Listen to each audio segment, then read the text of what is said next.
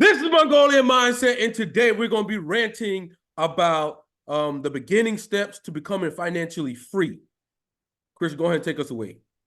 And just so you know, this is coming from people who were able to save up 6 figures plus, pay down all their debt, and do it all on a regular job. We're not influencers. We didn't catch a crypto pump, none of that. So, which means everybody could do it at every income level. Okay. So, Christian, what do you think are the first things that people should be thinking about? Well, first I want to talk, since this is a psychology group, I kind of want to talk a little bit about the psychology of money. Just so you know, everybody gets emotional about money and everybody has an attachment to it. Not only that, a lot of things that happen when you were younger affect how you view and treat money based on how your parents treated money. If they taught you what money is or not, that's going to affect your spending habits and how you're going to behave around money. Yeah. I mean, personally, I think because I grew up poor. So, um, my habits with money, I learned from like video games, to be honest with you. There's a lot of video games where you're just budgeting resources. Okay. That's a lot of times where I learned a lot of the things that I learned about money because the same principle translate over from the video game to real life. Me and Christian played this one game, ruthless ass game. Uh, Yeah, Chris, you want Age to of talk about One it? Empires. Oh The God. the good thing about these games, if even when you're not making money, you can get into these games and kind of learn how to manage your resources, because a lot of these mobile games, you could buy resources and skip steps, but if you don't have any money, like us when we were in college, you had to grind them out and budget accordingly to get certain things to progress you in the game. Now we learned budgeting through these games and we didn't even realize it. By the time Hmm. we had graduated, started making money, we kind of already were intuitively doing the things that get you to financial success. Hmm. Now, of course, it would be very easy for us to just say, oh, we're just intuitively good at managing money, so we can't teach it. But the good thing about money is that it's numbers. So you can always go back and see what you did that got you to a certain level. And based on the numbers, kind of give certain guidelines to people so they can get there also. Yeah. I'll say like the first thing that really motivated me to really start buckling down and when it came to finances and stuff like that, was the stock market. Okay. We're not gonna really go into much of that, but to me, it was like acquiring territory. Every stock I bought, I wanted to acquire more and more. So that's what really made me like buckle down and focus on a lot of things like that. But we're not gonna really go into the investing route today. We're going to be going into the simple things that everybody should do. Uh, and Christian, what do you think are the top thing that people should do first? Okay, so number one, when it comes to the psychology of money, a lot of people think that in order to be good with money, you got to kind of nickel and dime your way to saving more money. What I mean by that is they'll look at, for example, their grocery bill and say, okay, maybe if I don't get this product and I get this product, I'll save like a couple dollars here. Or maybe if I get gas at this gas station and this gas station, I'll save a couple dollars there, right? But what they're missing is that the bulk of their expenses every month come usually from two things. They usually come from where they live, so their living arrangements and their transportation. I think the average car purchase in America is about 35,000, 36,000, and the average income is 50,000. And then not only that, families will have two car payments at a time and then try to nickel and dime their way to saving money, but they can't because their fixed expense, which is their transportation and housing, is too high. So then, obviously, right now, Mercer and I make a lot more money than when we first started, but the principles that we use to save that money are the same. They haven't really changed. Mm-hmm. So I kind of look back to, okay, what was I doing when I was making $20 an hour, right? And I noticed that we were living very free at that time, but it was because our housing expense was a certain proportion of your income. I Hmm. think a good rule of thumb is to try to get your housing expense to be 25% or less of your monthly income. Now, I know like people who make less might not be able to achieve that right now, but at least shoot for 30 and under, Yeah, I mean, 30% and under. a good thing to say is that before me and Christian got really like into our careers, we were roommates together. We split pretty much any and everything. But like I said, me and Christian have known each other for a long time. So we pretty much intuitively know what the other person's thinking and where the other person wants to go. But you can do the same. You find somebody who you kind of link up with, that you trust. I know a lot of people end up making a terrible decision, and that's with getting people that are inconsistent or don't have reliable jobs or things like that. And then the person ends up screwing them on bills or rent and stuff like that, and it ends up fucking up their credit and stuff like that. So you always want to go for somebody who's reliable, like Yeah, reliable. make sure that the roommate that you pick, if you are gonna go that route, has similar goals to you as far as progressing in life. For example, like I could live with a person like Mercer or my friend Ali because I know that they're on their shit. Essentially, they're trying to save money as well. They're trying to invest money, etc. Now, if you go with somebody who likes to spend a lot, that's a risk because one day he might not have the rent payment, and then it can mess you up. So make sure the roommate you pick is responsible, or let's say like people who got two incomes in a couple relationship, man and woman, take the monthly rent, right? Take the both incomes, add them up together, right? And do 30% and under of both incomes combined. That's what you could afford in rent. Don't go over 30%. Once you go over 30%, now your fixed expense is too high. Now you can't save money. Now you're trying to look at what gas stations you get gas from to try to save money. Okay. And Yeah. the reality is you'll never get rich or successful like choosing a gas station. Okay. That's not gonna happen. But you might get rich and successful if you take out your main expense and you lower it by 20%. Okay. Yeah. So basically look at the big things. Look at the thousands of dollars leaving the door, not the $500, $200 that leave the door. Okay. Hmm.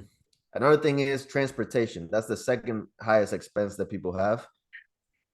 Bro, when you buy a car, don't get a freaking $35,000 car when you make 50K. That doesn't make I sense mean, I financially. think the optimal thing to do in general, if you're gonna get a new car, I usually shoot for a car that's like 2 years old. I'm never going to buy that bitch brand new because I am not taking that 20% hit. That's not gonna be me. I'll get 2 years old. It doesn't bother me. It's cool. Whatever. I don't care. I'll take that and I'll go from there. Never be that person who buys the car brand new because as soon as it drives off the lot, it takes a nice chunk hit. Okay. Yeah. And you And got to another, also remember that, like, no matter what anyone says, most vehicles, I ain't gonna say all, most vehicles start from a certain value and they continue to go down. yeah. So It's like what I throwing would it's call like it is a depreciating asset. yeah, it's like throwing money in the fireplace and watching it burn up when you buy a car. Now, of course, in America, everybody needs a car unless you live in like New York or you live in the city or whatever. But if you live in the city anyways, your rent expense might be really high. But a nice rule of thumb for cars, similar to the rent, I would say maybe your car could be less than 20% of your yearly income. That's what I would do. So like if I make I don't know, if I make six figures, then I wouldn't get a $35,000 car. So I might be looking at 25,000 or whatever, Yeah. you know? Well, and a lot of times if you get it like 2 years old or 3 years old, you'll be surprised with how much like cars are cheaper. Those brand new cars at 40,000, after 2 years, they'd be looking like 25,000, Yeah.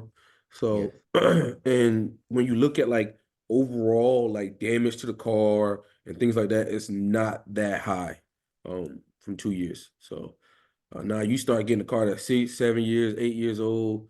Now you run into some problems where you may have to like do fixer uppers and stuff like that. Me personally, I never wanted to be that guy on the side of the road calling the pickup truck or anything like that. That's just never me. If my car ever breaks down, that's a new car the next day because I just hate that feeling.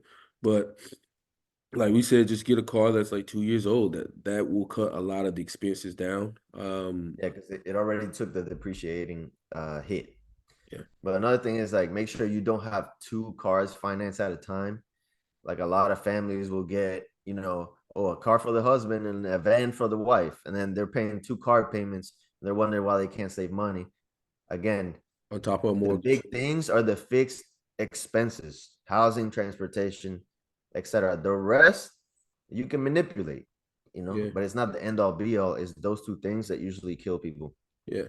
I mean, Okay. another good thing is just having a good group of friends. Like, let's say, for instance, um, me and my friends are Christian, we go out or something. It's not like one person's paying for everything. I may buy around, Christian may buy around, but we all splitting it. We're splitting that bill.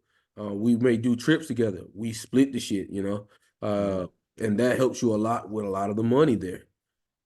It's not just on one person, so we're able to do a lot more with our money than we would just do separately, which is very important because now Yeah. you're getting the best of both. You're getting everything. You're getting your cake and eating it too, which is Mhm. being Christian's specialty.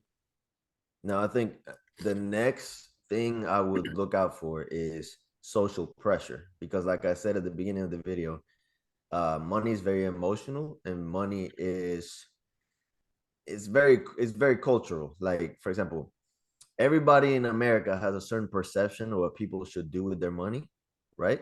And we share in that culture. Now, the problem is you're trying to get to a different place in life that people don't get to. So now you have to make different decisions, but then you'll have everyone in your ear kind of telling you that you're doing the wrong thing, and you're going to be wondering why. The reason is because most Americans find it hard to save $1,000, and they have these perceptions of what they should do by a certain point. For example, buy a house, for example, or have a kid, etc. But if you notice, if you and you know that Americans can't save $1,000, then that means you have to live differently and plan accordingly, right? So another tip would be to ground yourself and realize that people are going to tell you stuff that won't really make sense, but it's in the cultural atmosphere, and they'll try to make you conform to that. But you have to fight it at all costs. You have to live on your timeline, on your finances, and really control where your life is going. Because if you don't, then your fixed expenses might get too high based on perceptions of other people. And then you put yourself in what I like to call the checkmate scenario, where now you don't have a move to make. It's always good to have a move to make just in case shit goes wrong. And if you follow what people say, you will put yourself in checkmate, and that is not a nice place to be. Yeah, another thing I recommend is understanding your risk tolerance, right? Christian's risk tolerance is a lot different than mine, right?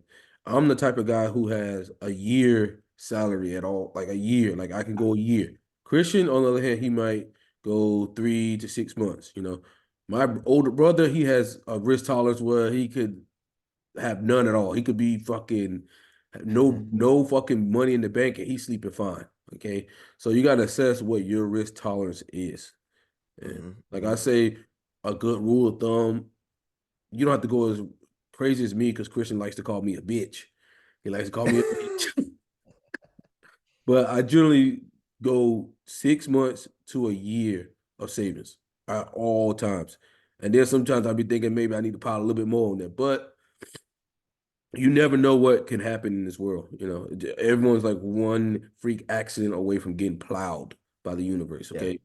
So Okay. So as far as like savings, Mercer's correct. Like everybody's risk tolerance is different, but a nice rule of thumb that I kind of came up with in my head for people is start with $5,000, right? This is what I told my fiance. Like, okay, if you know Americans can't save $1,000, then the first 1,000 is a nice milestone. So go for the first 1,000, right? But then after that, then because in modern times, $1,000 isn't really, you know, it won't save you from anything really. You know, like you're like Mercer said, you're one accident away from being completely broke. So you need more than $1,000. Shoot for 5. I feel like 5 is a good number. If you could get 5 under your belt, now you got some momentum. Now it's like when you get the next influx of money, now you could start to, okay, I'm gonna put this percentage in investments, this percentage more in savings, this percentage for whatever. But before that, you should be in crisis mode. Anybody who got less than $5,000 right now in your account, you're in crisis mode. You should be doing anything and everything to get that first 5,000, so that now is like, okay, now I can deploy money. It's deploying. Like, people don't look at money as a tool, they look at it as a scarce resource. So when they get the influx of money, it's like they want to hold on to it. But the thing is, money is a tool and it can enhance your life in such a way where like you could be completely relaxed to the point where you could spend a lot of money 1 week and it's not a waste because you planned it accordingly. You have savings, you're deploying money into investments, and now you buy that expensive thing. And then like people in the culture, like people around you, you're gonna be doing so well that they think that you're wasting your money. That's how they see it, because they see it as, wow, look at this guy who's so relaxed and he can buy whatever he wants and kind of do whatever he wants. He must be wasting his money, because they don't see a reality where you are deploying money in an intelligent manner, because most people don't. Yeah, I mean, if it depends on like me, I'm pretty good with money just in general. Like I'm just good at money. But if you're one of those people that like to spend a lot of money, then maybe you need to be paying yourself first. I think that's from the book Richest Man in Babylon. Pay yourself a certain percentage first. So you take that as soon as you get paid and you put that somewhere else. If you're like a person who likes to spend money, like you may have to deploy that mechanic there. Yeah. But somebody like myself, I just don't like, even if it's in savings, checkings, it doesn't really matter. I just don't spend a lot of money like that. Um, Yeah. so And uh, then another good tip is just accept that you're not gonna be perfect, because like I said, money is an emotional thing, whether you want it to be or not. Let me give you an example. Like, for example, when the stock market crashes or whatever, Mercer and I are very heavily invested in the market. yeah, So when it crashes, whether we want it or not, it's gonna affect us emotionally to an extent. does. Now we have to control it, right? You don't go crazy and you pull the money out and do no crazy shit, but just realize that that is gonna be a thing, and that might not be the stock market for you. It might be your car broke down and you had to pay 1,200 to fix it. Inevitably, that's gonna cause an emotional response from you, regardless of how much money you have in the bank, because it's just a thing that people don't like to do: spend money on repairing a car, right? And Mhm. then what happens to a lot of people is, well, you know, I had to waste money on this. You know what? Fuck it. I'm gonna buy the super expensive thing I've always wanted, because if money goes randomly, then I might as well spend it before it goes, right? That's how people react. Or when they have a tragedy in their life or whatever, let's say your sibling dies or whatever, hypothetically, a lot of people say, well, I could go at any moment. So let me just be super free with my money and just blow it. A lot of people do that. But I would kind of urge you to have a plan for that. For example, a lot of the times I'd be at work, frustrated with work. I'm sick of going to work every day, right? So then when the weekend comes, it's like I want to buy myself something. Now, if I know that my cope is to buy stuff for myself to feel better, then you could trick yourself into feeling that dopamine hit by just buying something cheaper. Mercer and I used to do this back in the day, by the way. When we used to work at Shands, we were making less money. We would go to a cheap store, let's say Marshalls or whatever, and buy Marshalls, ourselves some t-shirts. Ross, Yeah. TJ Maxx, those are outlets. Those are generally going to like. I know a lot of people like, hey, I want to up my style and stuff like that, so they want to buy, these expensive ass brands. My cousin, he buys these $600 polos, okay, and you know what? I'm gonna go buy a $50 polo, and I'm probably gonna get the same, if not better, treatment from people. Because the most important thing you want to do is buy fitted clothes. Yeah, but I think that's a good idea for savings. But I think what you're missing also is that we didn't do that specifically for the clothes. We did it as a reward stimulus. If you notice, like we would work all week, work overtime, whatever. I was working night shift. We would get out tired as hell on the weekend. And it was kind of a ritual of like, yo, get up. Let's go to TJ Maxx. You get what I'm saying? But it was more like, okay, we completed a whole week of work. Let's go reward ourselves with let's buy something. But we didn't go to the mall and get the $300 shirt. We would go TJ Maxx, get $20 shirt. Mm-hmm. It would fulfill that dopamine hit that we wanted without breaking the bank. Now you could find out what your cope is or what your stimulus reward language is and reward yourself with those things. Just make sure that you're not blowing your money. That's what I'm saying. So like, because like I said, money is not just numbers. If we were robots, we'd all be rich. Like, Money is also emotions and managing your human emotions, managing the day to day. That's how you keep your money going in the right direction.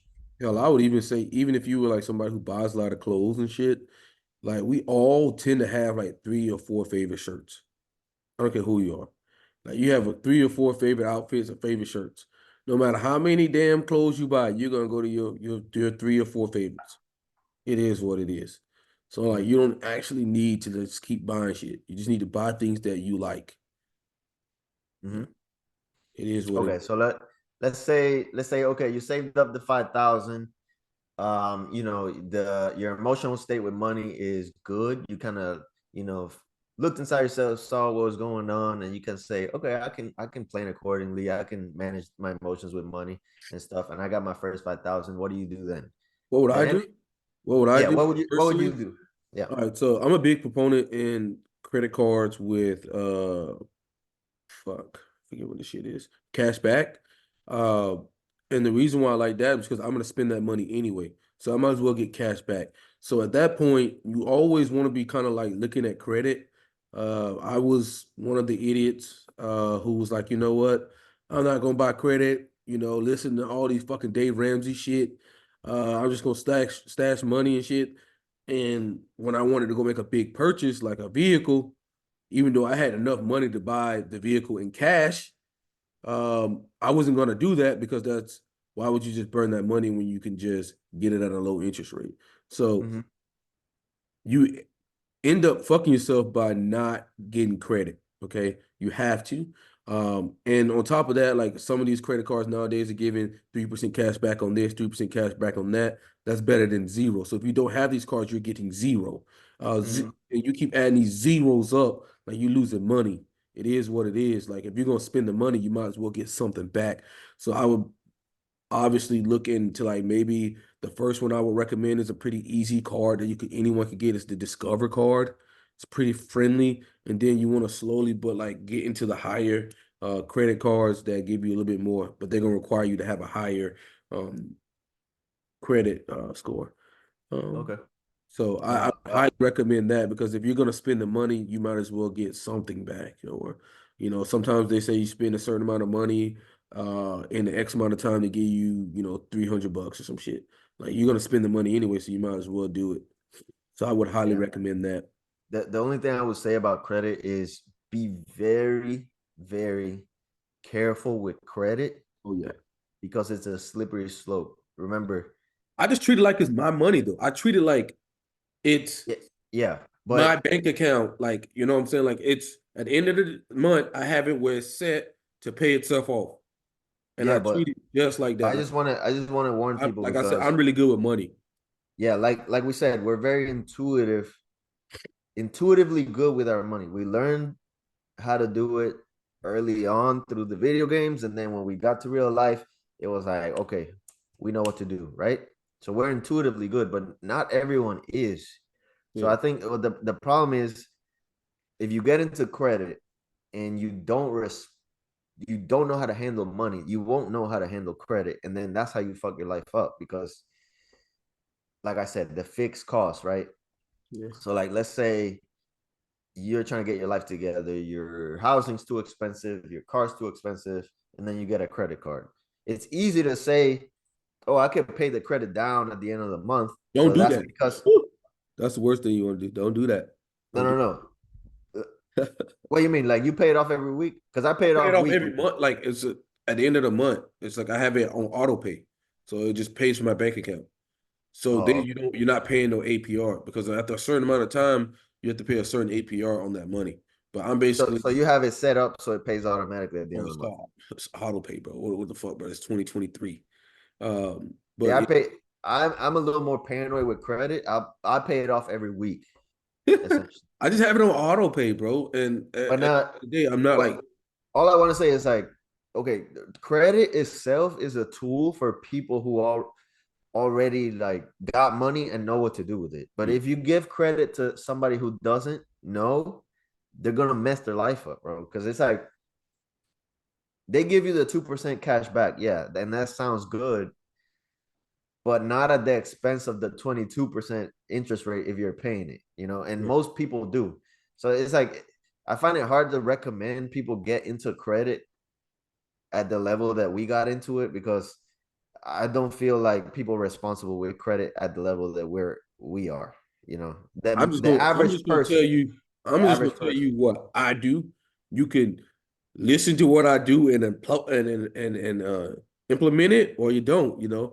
Like I said, like for me, I have it on auto pay. I don't go too crazy. I see that as my bank account, so I'm not going too fucking crazy with it. It get paid off at the end of the month. It is what it is. Like I don't go too crazy with it. Don't think like, oh, this is somebody else money or this extra money. Like, no, no, no, no, no, no, no, no, no, no, no. You're taking advantage of their cash back. That's what you're doing. That's what you got to trick your mind into. The mindset is I'm taking advantage of their cash back, not they're taking advantage of me.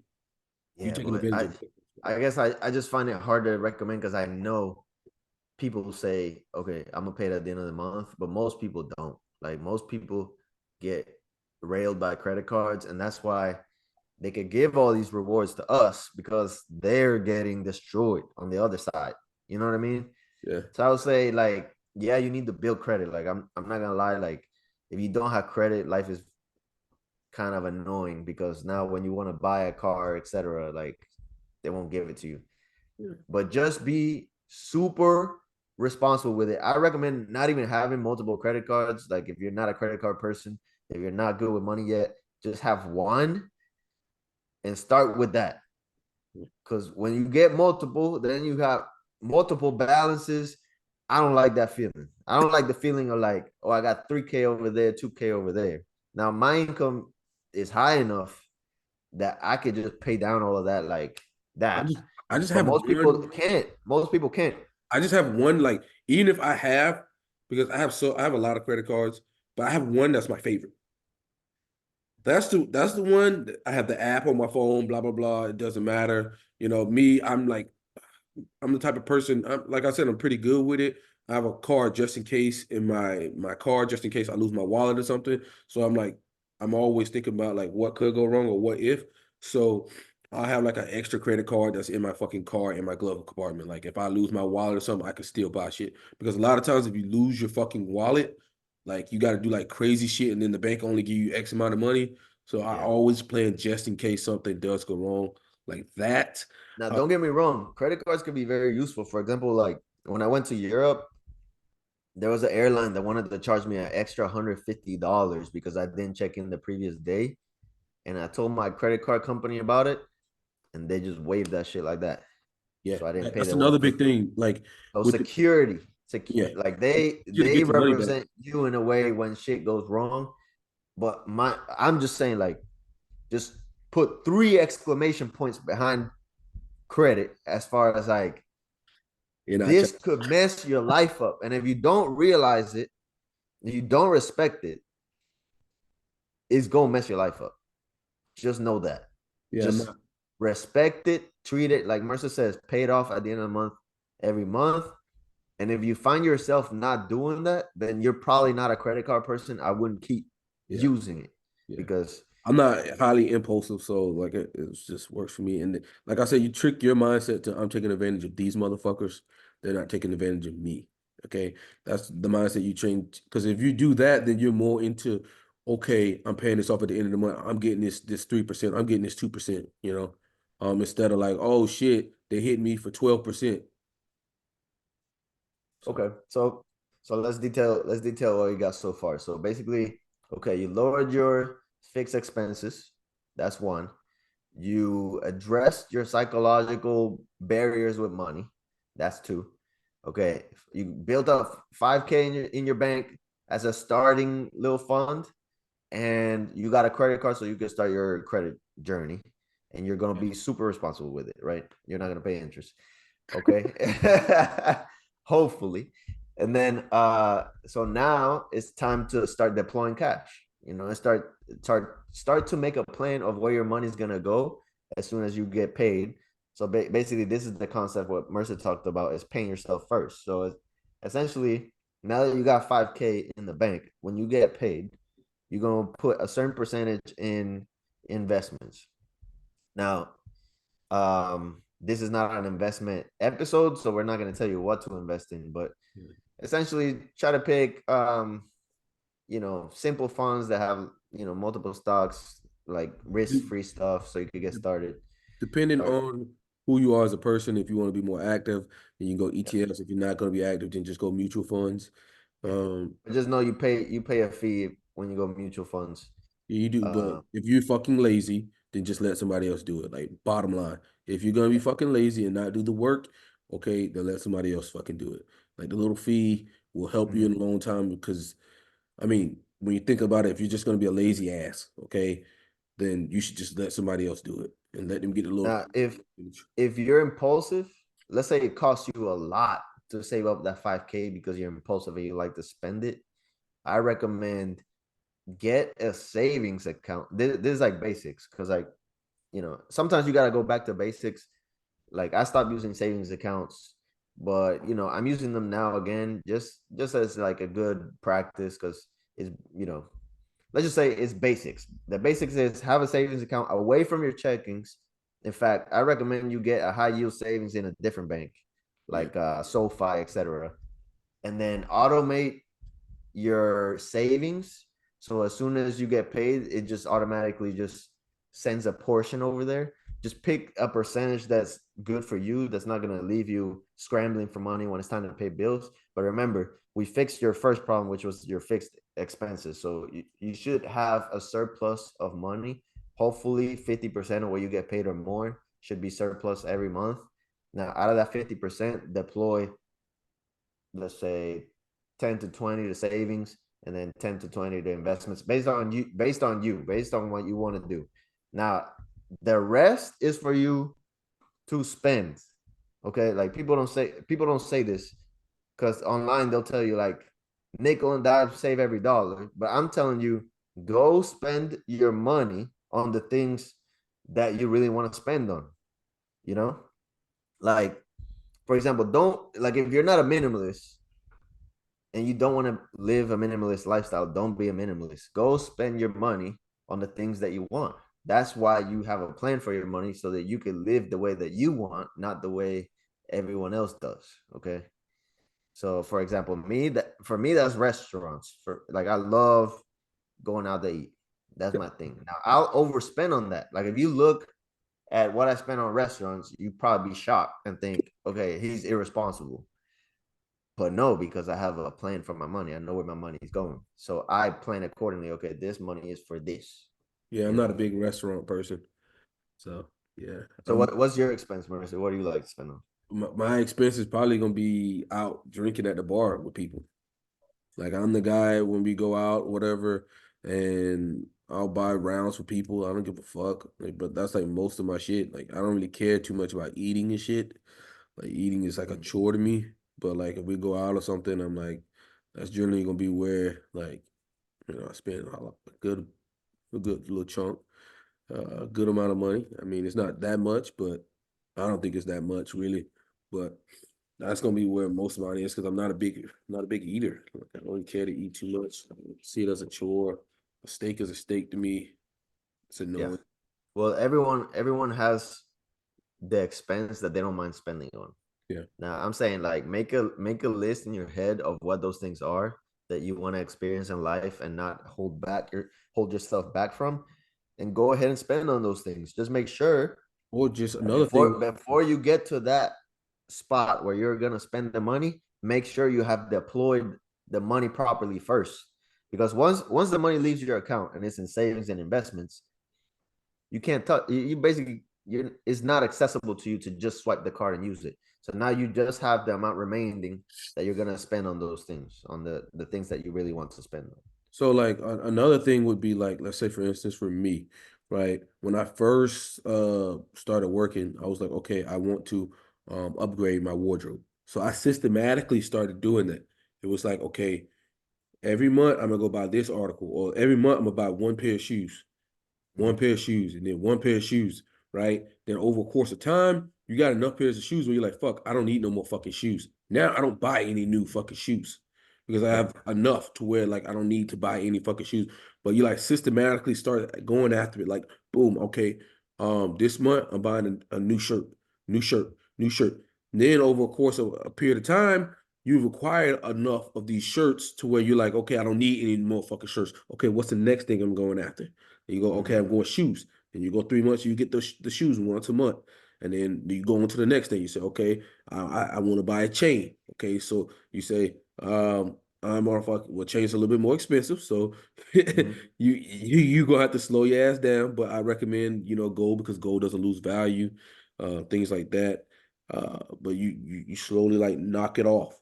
Like okay, I knock it off here, knock it off there, knock it off there, and then like you just keep doing that until you acquire Yep. the stuff you want, and then eventually you'll get to a point where like most of what I spend my money on now is just vitamins.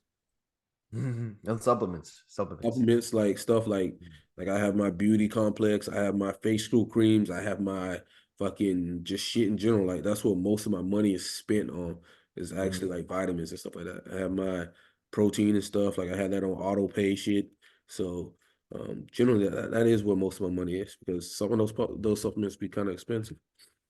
But I Yeah. mean it is what it is. Like you want to give I want to always keep my body in the best optimal shape to do what it needs to do because I know I can run it ragged, you know.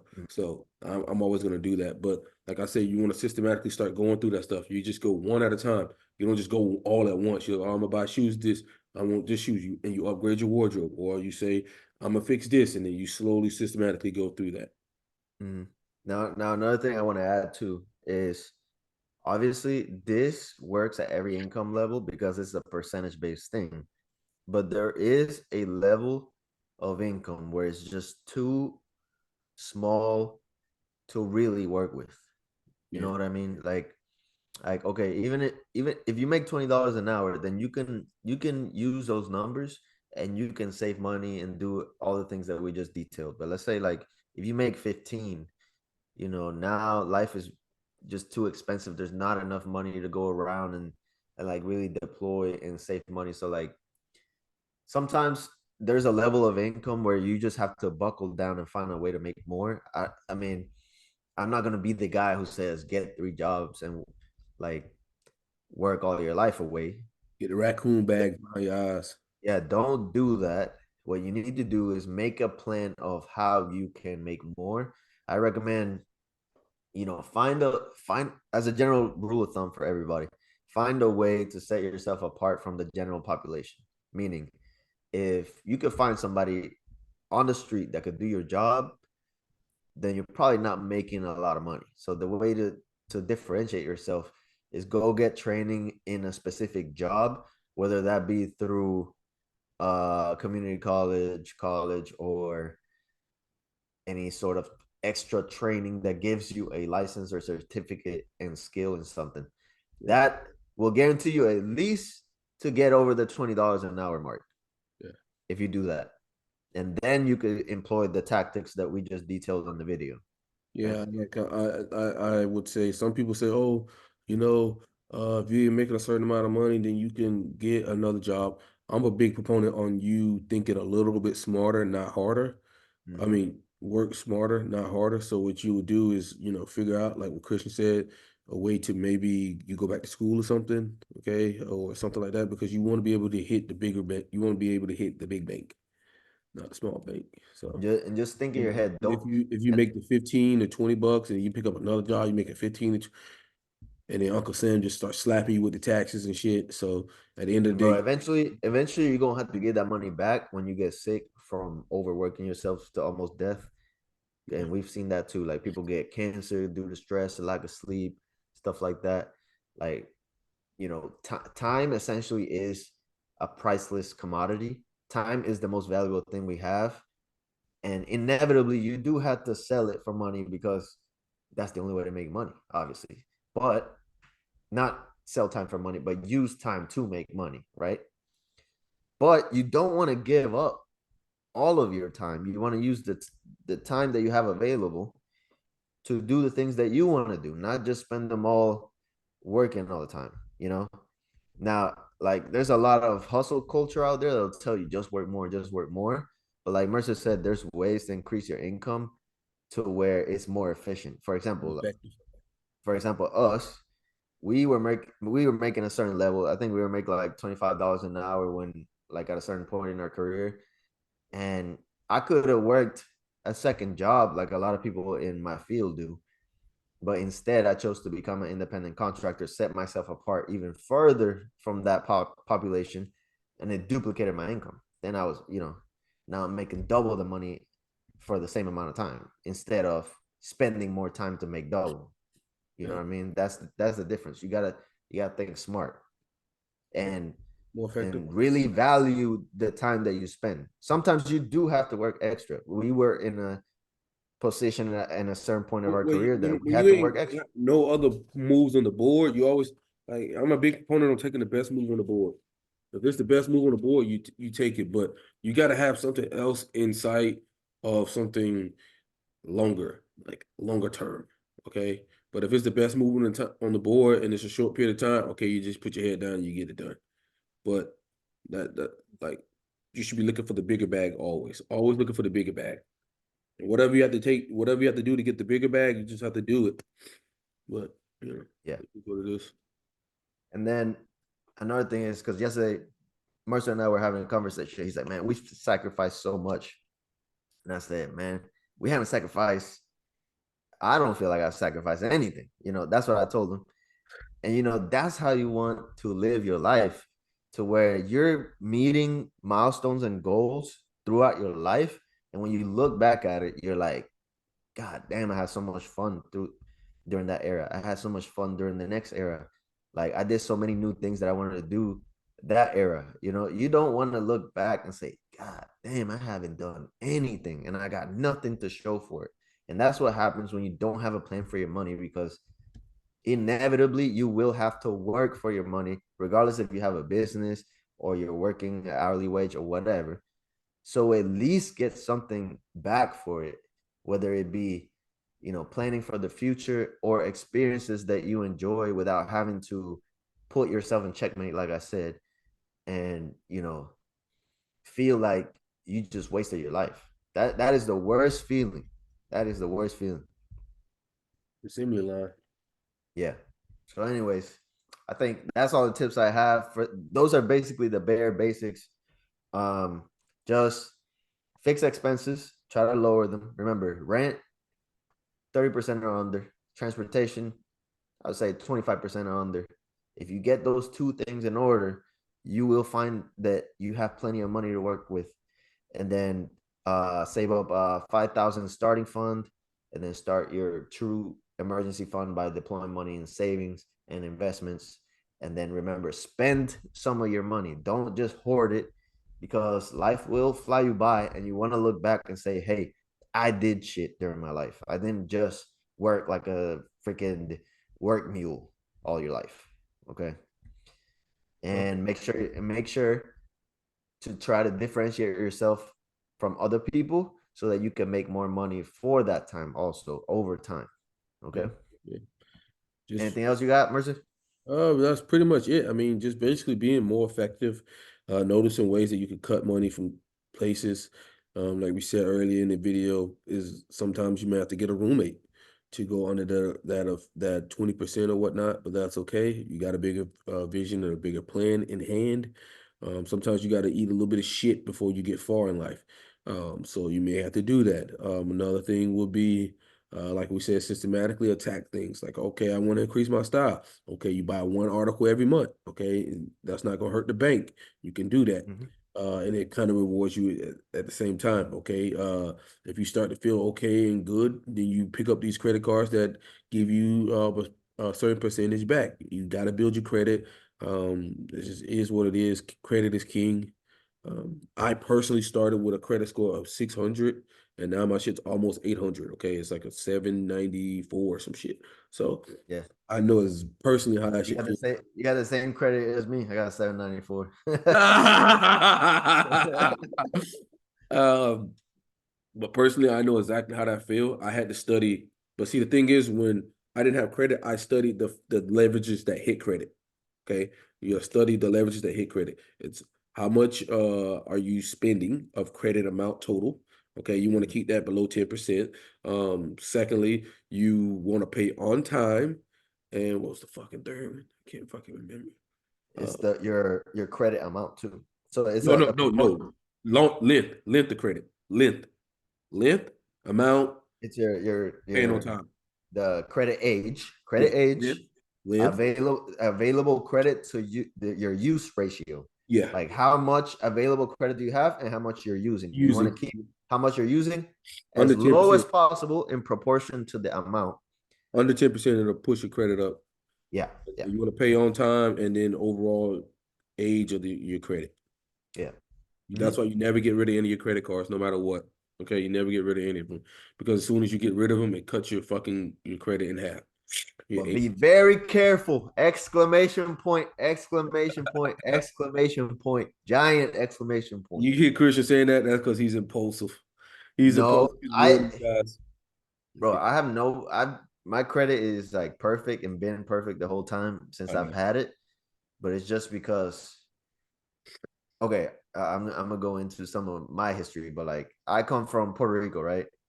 Quick, And we, quick, fast. This video's long. yeah, yeah, no, it's fine. But just so you know, my psychology of money, where it comes from, we had to leave Puerto Rico because of money reasons, and that's not really what I ever like wanted, even at the time. Of course, now as an adult, I appreciate all the opportunities I've had in this country and all the experiences and stuff like that. It's the same country, bro. Whatever. It's a whatever. Anyways, let's not get into that's politics. But but basically, what I'm saying is like we had to leave Puerto Rico because of debt reasons, money reasons, and stuff like that. And that's not something that I ever want for myself or my kids. Like I don't want money to be the reason that I'm forced to go somewhere. I want to do what I want to do at all times. And the only way to do that is to be good with money and credit. Credit is a big reason why we had to leave Puerto Rico. So because of that, I have a very healthy respect of credit, because of that, because I know the detriment that it can have on your life if you don't respect it. Okay. So I'm gonna just leave you with that so that you guys can plan accordingly. Be careful with credit. They're not your friend. They are, a necessary evil a lot of times in this country. Christian wants to So call them. They're basically like the casino. They win more than they lose, huh? they win more than they lose, for sure. For sure. So be careful. Yeah. Okay. Well, guys, this has been a pleasure. This rant isn't as high volume as the last one, but we're gonna try to take the next one up to the next level with the This emotion. is great value. If you do these, you will definitely progress in life financially. Like Yeah. no ifs, ands, or buts. Like this is the end all be all basics to finance. If you do this, you're gonna be great. You're And gonna be this doesn't great. matter about what your personality type is or anything like that. If you control these metrics, you will do fine. Like I said, it seems pretty easy for me and Christian, even though Christian's ISTP, ENTJ, so it's pretty easy for us. So if we could do it, you could do it too, man. It's Anybody could do it. Anybody could do it come at from a every poor income history. level. I come from a Mhm.